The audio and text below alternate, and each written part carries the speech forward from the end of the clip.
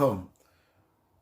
I want you to watch what Professor Udenta said about what Mohammed, the lies he lie in the United States of America, that Peter Obi is committing treason felony.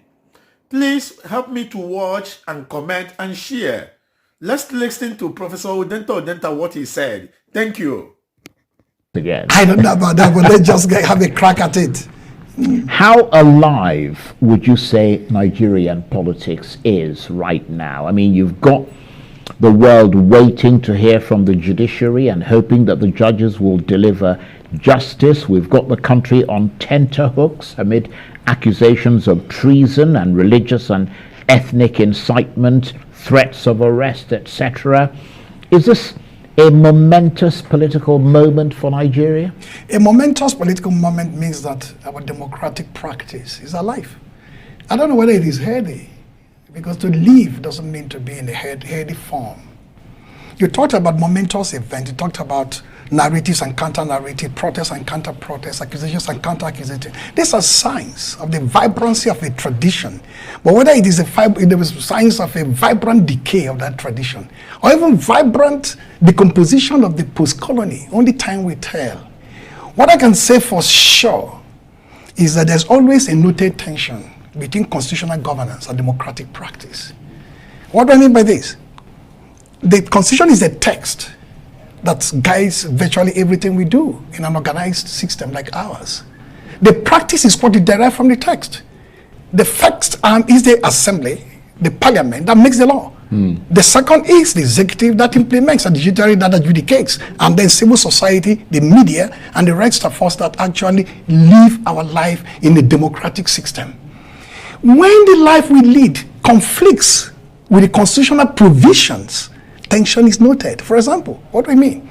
If an election is organized in a fraudulent manner and result declared not in concert with the expectations of the people, there is a wide gulf between constitutional order and practice. This is what happened with the Arab Spring. Virtually all the countries of the Arab Spring had constitutions, had parliament that make laws.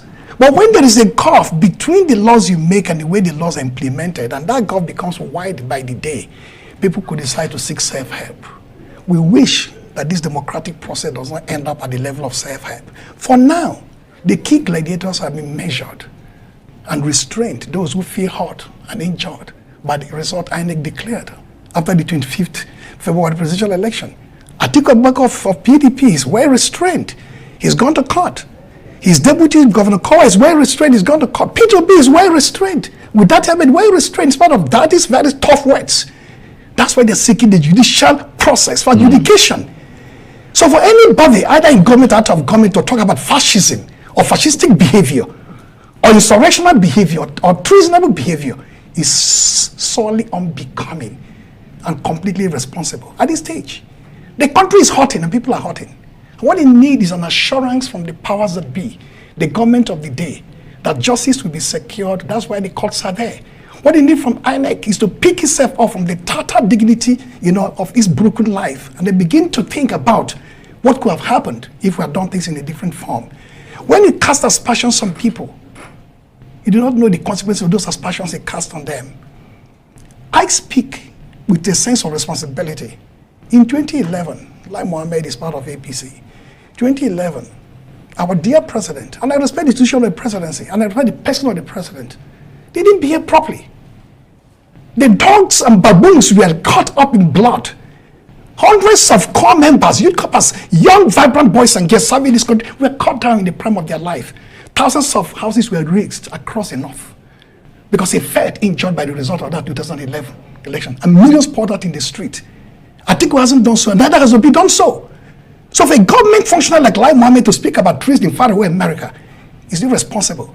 And for a revered Wole Soyinka, the Nobel laureate, we all respect him as a sage, as Kongi, to descend into the fray, having lost his moral compass in this particular circumstance, is equally very shocking for people like us who hold him in high esteem. So as we await the adjudicatory processes unleashed by the judiciary from the tribunal to the Supreme Court, the debate must be robust. The engagement must be keen. Look at Paris. That's the doyen of European civilization. For months cut up in all these cycles of violence and petitions and protests and marches. That's the beauty of democracy. You can't shut down conversation. You can't tell Atiku not to litigate or not to ask his supporters to protest peacefully. Absolutely. The Labour Party, though, suggests that all these apparent threats are aimed at trying to focus attention away from the strength of their legal challenge against the president-elect. I wonder what your assessment is of how strong a case they've got and also that the PDP have. I'm not a lawyer. Let me deposit that right up front. But I'm a thinking being. That's a sense of having been in school and having read well to the degree that no human being can bamboozle me with thoughts and opinions. So I know my way around the system. Atiku Abubakar's case, I have the document. P2B's case, I have the document. But I carefully put out documents by well-selected legal minds. The two things that stand out on both documents from the PDP and the Labour Party is the depth of the data harnessed, the degree of the technical details devoted in mounting a robust legal challenge, and the mounting of evidence that we cumulatively, I believe, persuade the justices at the end of the day that the right thing must be done. What is the moral dimension of this catastrophe that befell the country in the form of this last presidential election? The moral contours of the nation is under threat, and Labour captured it well with the case of the president-elect in faraway America on drug-related matters. That has further been mainstreamed in the judicial conversation, no longer as a tangential or peripheral element to be dismissed outrightly by media guys or strategic communications of that formation.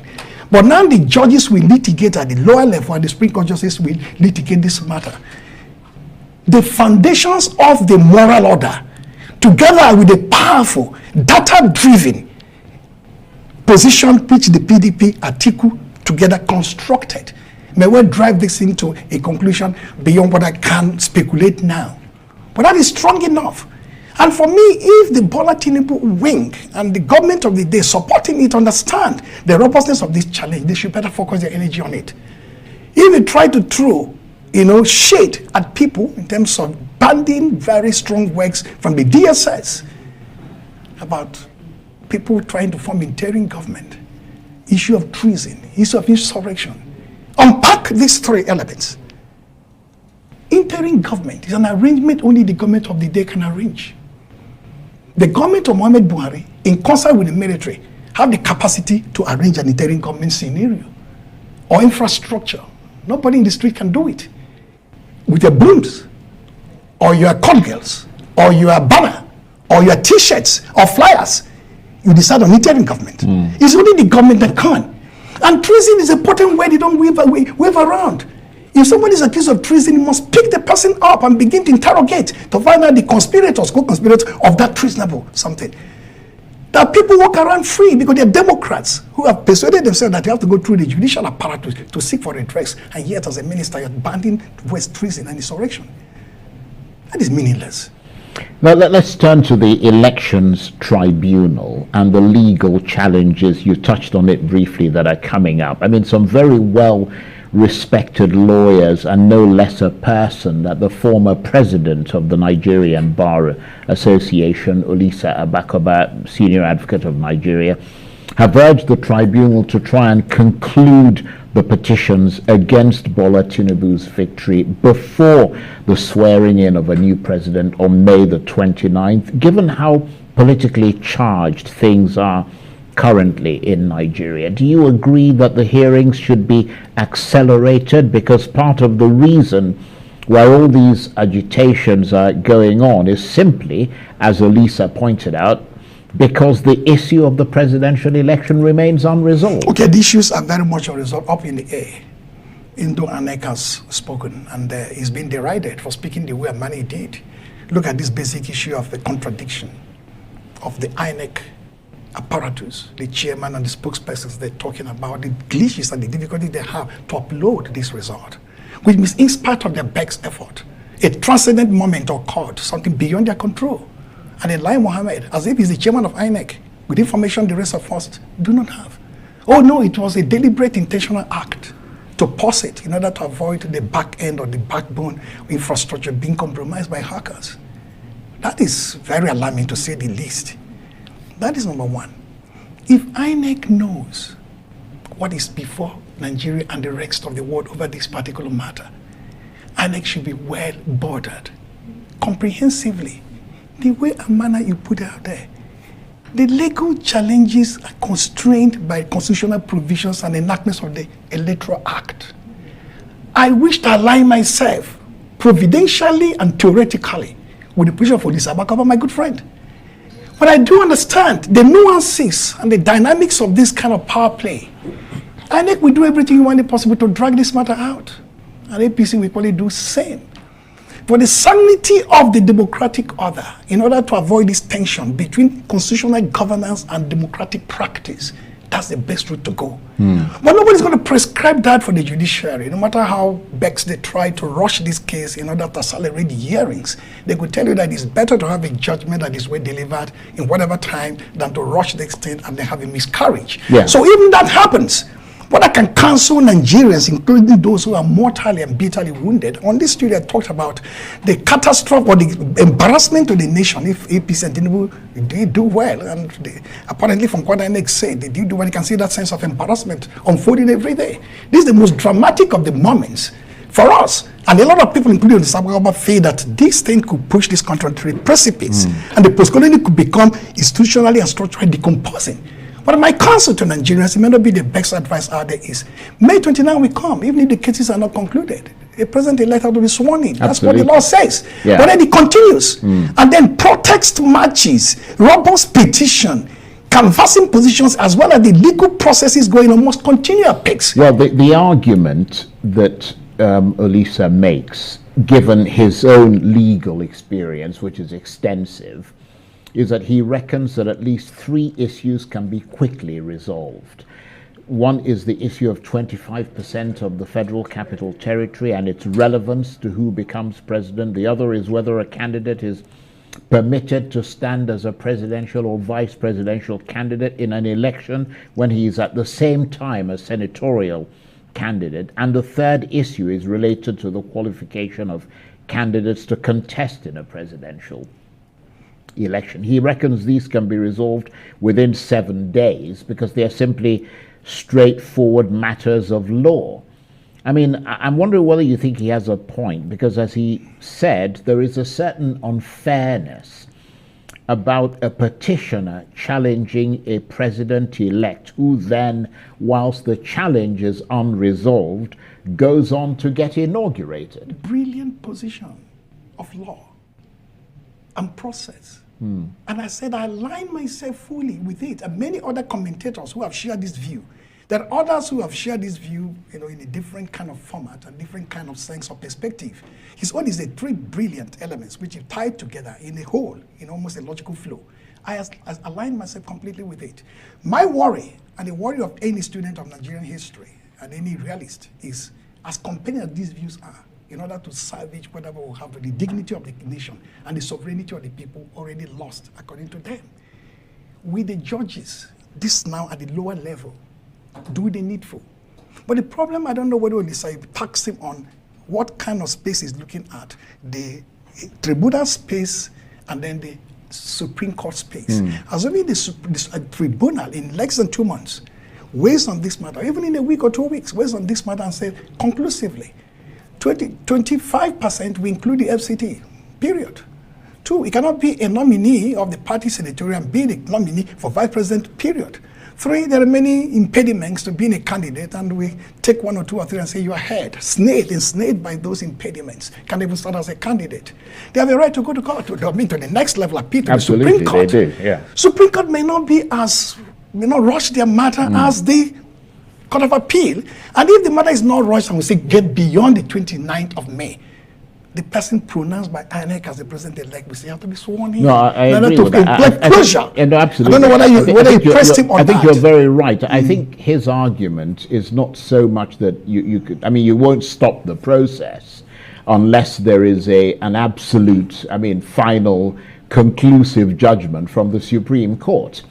But what he's saying is that it reduces, first of all, the tension Absolutely. in society, Absolutely. because now you're making decisions on certain things And You clearing get those out of the matters way. the law, yeah. You know, the And then focus on you other leave issues. the other issues, Fantastic. bigger issues, which could go on and on. I understand but that. it kind of levels the playing field a little bit. It does that, and I'm Right. sure the most Either gives confidence or takes away confidence. The most that, important lesson- this could be upturned or not. the most important lesson, Charles, we learn from this is we still have to tinker with either the constitutional parameters or in terms of time frame or even the electoral act specifying. If we parties did primaries in May, the previous year, and swearing in will occur May the next year, that's 12 calendar months. You could have a situation where primaries are done in May, concluded by early June, as we had in this instance, and elections could be held in October. If what is election, because you have a sufficient 4-5 months threshold to complete even the Supreme Court adjudication before the May 29 swearing in. This is a harsh lesson. We never had an election as bitterly contested as this one. We had an election where the issues of insurrection and treason are thrown up casually. We have seen a situation where a Nobel laureate, all of us virtually deify beyond canonization, begins to now have a cloud of doubt before him, losing a moral compass and talking about fascism. That's the most individualistic human being I've ever seen in my life in terms of individuality of the human subject. Shoeke is not bound to anything in terms of guided by individuals or spirits. He's his own being, his own entity, ontologically speaking. For him now to descend into the arena, not make comments that are worthy of him before the election, with ethnic profiling, with violence in Lagos, and suddenly way into this matter. Many stakeholders have said, is that the Wole Soyinka we know? Well, in Absolutely fairness not. to him, he did condemn the issue of ethnicity and all the rest That of looks, it. that looks almost casual, almost in like a Lagos. parenthetical construction in terms of narrative. That's a different matter altogether. Let me not be too harsh on our mentor. Somebody brought us up in the field of literature, will let you know, Chape. Focus on those in government. Focus on Lai Mohammed. Focus on the campaigning frustration of Bola Tinubu. Focus on the people who speak for him, who write to NBC, who ask journalists to be sanctioned when they've not even taken power. Nigerians should be alarmed about what is coming before them. That's the real fascism Soyinka should be talking about. A fascism of a president-elect whose own strategic communication team is choking down the life of the media. It's actually telling them to be prepared for having a rough ride that Buhari even never gave them. He treated the media women with contempt and he snubbed them. Okay, that's fine. He didn't care. He didn't bother. These ones are telling you, we're going to match you every inch. The space you created for yourself in the past 80, we're going to shrink it. Well, listening to you talk, I'm quaking in my boots at the It's messy. No, I mean, it's not funny. It's not funny. We'll have to see how it unfolds, because obviously there are constitutional limits to what can be done and what can't be done.